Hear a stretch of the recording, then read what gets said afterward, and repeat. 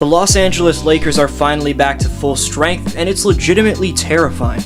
Nothing is more intimidating than the fact that AD's changed the narrative about his injury-prone nature, playing through some setbacks as of late. Knock on wood, this is the healthiest, most agile, and decisively elusive version of Davis we've witnessed over the last 3 years.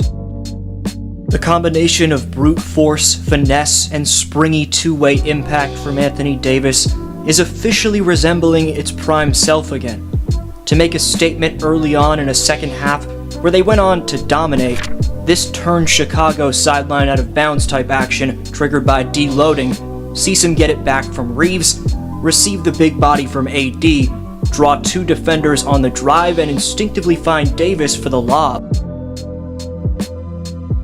From SLOBs like that to executed half-court screen-the-screener actions with an on-ball taking place simultaneously, which gets D'Lo the wide-open corner triple, the Lakers' offense is more exquisite than you'd think. Darvin Ham only receives flack from the fans and media for the clipboard with nothing on it meme, or when he was doodling on his clipboard, but with every puzzle piece back intact, and with the lefty Steph D'Angelo Russell being able to space the floor out, look for Darvin to keep this system running swiftly. Stay tuned for more playsets that are looking smooth as hell, but first a breakdown of both the legit and fraudulent narratives sweeping through the biggest market across the NBA. Right quick, just 9.3% of you watching right now are subscribed, so please subscribe. Also hit thumbs up, it takes a few seconds and makes a massive difference. We have to kick off this video by taking the time to recognize how incredible it is that 18-year-old Bronny James just dropped 5 threes in the All-American game, while his 38-year-old pops in LeBron resembled the early-year Cavalier version of himself at the United Center. James was a game third best plus 23 in LA's W up in Chi-Town, racking up 25 points, 7 boards, 4 dimes, and 2 steals on 60% true shooting. The year 20 is an absolute physical specimen that we should all appreciate witnessing while we can. Defensively, this late shot clock DeRozan ISO sees D'Lo stay with Debo's drive into his jab step and spin move, working to funnel the pressure of Debo into the rim protection of AD. We've kept an eye on this next stat in my last couple Laker videos, but as of this recording, their defensive rating maintains itself as the best among all playoff teams, just ahead of my hometown Raptors. The biggest narrative right now surrounding the Lakers, though, has been the amount of free throws they're getting. The Lakers ranked number 1 by far in total attempts from the charity stripe this season by 218, the most of any team since the 2018-19 campaign. Given how wide of a gap that is between LA and any other team, maybe the slightest bit of that comes down to the natural bias of the officials reffing a large market. However, the fire from the people saying that it's rigged because of that can be quickly stomped out when you take in the playoff-bound Sacramento Kings, who receive the smallest amount of attention of any successful team, ranked number 2 in total free throws attempted. So the large market bias narrative is a thinly veiled one, but ultimately it's only casuals claiming the Lakers have the refs on their side. Due to the slashing of Anthony Davis and LeBron James, combined with the niftiest foul-drawing merchant we've seen in nearly half a decade in Hillbilly Kobe, that's the real reason why this team gets to the line so much. With that smoke cleared, LeBron would comment on Austin Powers Reeves hitting the too small celly on the very man who invented it in Patrick Beverley. Austin recently said that his favorite player growing up was Kobe instead of LeBron. King James would respond to that after the W in Chicago, saying, AR always got my back, even though he loved Kobe back in the day more than me. I forgive him. Anthony Davis playing like himself has been a sight to behold over the last few outings, especially how he went to work in Chi-Town. AD's fluid movement was extremely evident as he was using his insane handle off the dribble for a big man to hop step into the lane and beast over his matchup.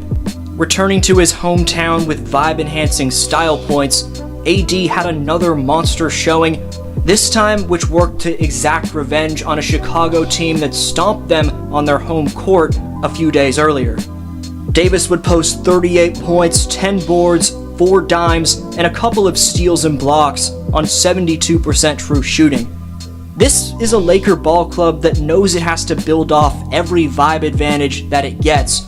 In other words, they don't mess around and are looking to get their business done, which means getting LeBron a 5th career championship ring and a 2nd one for Anthony Davis is all that matters. The lack of ego combined with the tunnel vision mentality from James and Davis has contributed to keeping the vibes at a premium status quo. The successful second half of the home and home against Chicago can primarily be attributed to D'Angelo Russell returning to the lineup after he'd been out for the last 2 games dealing with a bad hip. Despite only putting up 17 points, D'Lo outscored the Bulls by 35 when he was on the court. There's a ton of comfortable positives we could keep raving about, but fact of the matter here is, if the Lakers lose their edge, they're kinda screwed. Merely a loss or 3 could result in this team finding themselves out of the play-in in the definitively wild, wild West.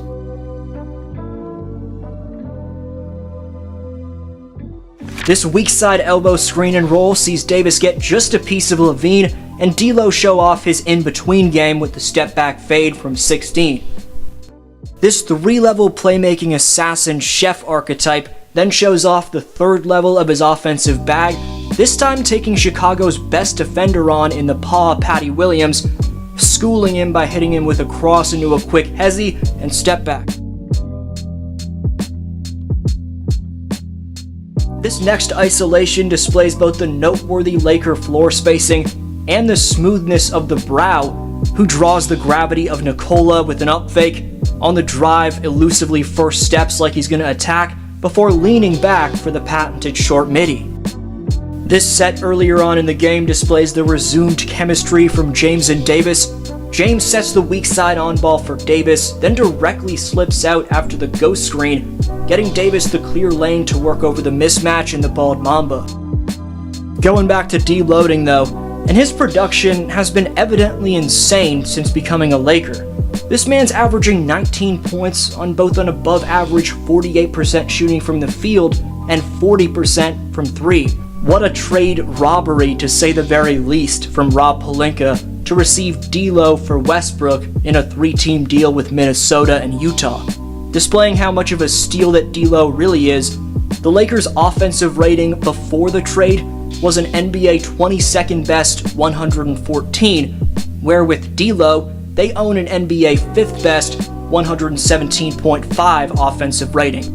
I can't stress enough how much this man opens up everything for this system to flow at its finest. He's an underrated defender as well. 2 commenter shoutouts next time for my last upload and this one, but over their final 6 games, next of which features D'Angelo Russell making his homecoming to Minnesota against a damn tough Wolves team, what'll be the Lakers' record?